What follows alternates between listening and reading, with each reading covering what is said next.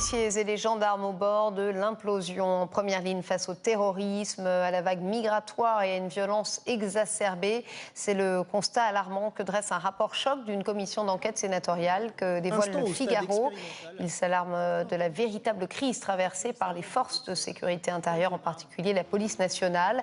Constituée après la vague de suicides qui avait endeuillé les forces de sécurité à l'automne 2017, la commission d'enquête établit une liste de 32 propositions visant notamment à une meilleure prise en charge des risques psychosociaux ainsi que l'amélioration de la gestion des ressources humaines ou la généralisation des caméras piétons. Avec nous pour en parler, Linda Kebab, déléguée nationale unité SGP Police FO. Bonjour Linda Kebab, merci d'être avec nous en direct sur RT France. Avant de parler de ces solutions qui sont préconisées dans ce rapport, retour justement selon vous sur les causes profondes, les véritables causes de ce malaise chez vous. Alors pour commencer, je vais d'abord utiliser un sentiment, c'est celui de la colère. Parce que ce malaise, il n'est pas nouveau. Ça fait des années qu'on en parle. À l'unité SGP, on nous a littéralement traités d'alarmistes quand on parlait du malaise policier, de la colère sous-jacente, de la crise sociale doublement ressentie par les policiers. Pour exemple, l'année dernière, on a une section régionale Île-de-France qui a lancé un vaste questionnaire. Il en est ressorti le besoin de reconnaissance, le besoin d'un véritable statut social. Donc nous, de ce rapport, on n'apprend rien.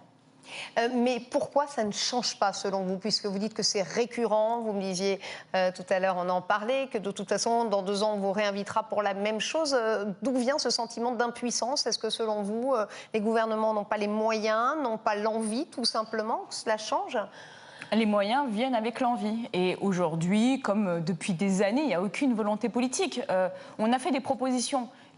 Les propositions de ce rapport rejoignent en grande partie celles que l'on fait depuis des années.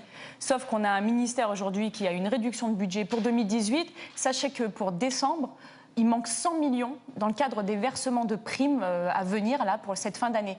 Comment est-ce que vous pouvez envisager une augmentation de l'enveloppe pour la restauration des locaux, pour la mise en place d'un programme de mobilisation contre les suicides, pour la restauration des relations conviviales entre les policiers? Tout ça, ça demande des moyens. On n'arrive déjà pas à rémunérer les policiers dignement.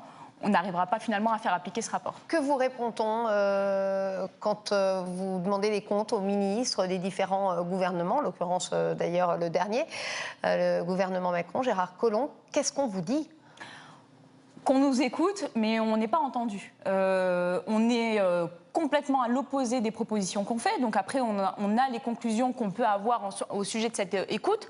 Mais quand on parle de police de proximité, de police de sécurité du quotidien, et qu'en même temps on mutualise les commissariats comme il est prévu sur le Val-de-Marne, qu'on monte au créneau à ce propos. La semaine dernière, encore un bus de la colère, notre organisation syndicale, qui a crié aux côtés d'élus le non-sens de cette mesure. Au final, il n'y a pas de réponse de leur part. C'est toujours en fait une feuille de route. On va droit dans le mur et on se maintient malgré tout. Il y a eu pas mal de préconisations, effectivement, une liste de 32 propositions de cette commission. Quelles sont, pour vous, ces propositions qui méritent l'attention? Il y a la fin de la politique du chiffre. Officiellement, on y a mis fin depuis 2013. Dans les faits, elle existe toujours, la pression sur les fonctionnaires de police. Pour les chiffres, elle y est. Alors on fait croire que les policiers sont des ignorants et qui confondent politique du chiffre avec reporting. Non, on a conscience que les policiers, on leur demande de la mise à disposition, de la contravention, du chiffre. Et on l'assume. Les IRP, donc certaines indemnités qui sont versées à des commissaires, sont aussi calculées sur la part de ce chiffre-là. Qu'est-ce qui, selon vous, a changé? Pourquoi la situation s'est-elle aggravée ces dernières années? Déshumanisation de la société, individualisme, règles gouvernementales et budgétaires qui vont à l'opposé finalement des mesures sociales qu'on a pu connaître autrefois. Et puis toujours cette notion d'économie de bout de chandelle. Tout le temps, c'est que de l'économie de bout de chandelle. On a proposé une vaste réforme sur le cycle de travail, en l'occurrence la vacation forte. Ça permettrait aux policiers donc d'avoir un week-end sur 2 contre 1 sur 6 actuellement, pour le retour vers la vie familiale, les pères, les amis, la province, parce que beaucoup de policiers sont, par exemple pour les franciliens en l'occurrence, sont originaires de province.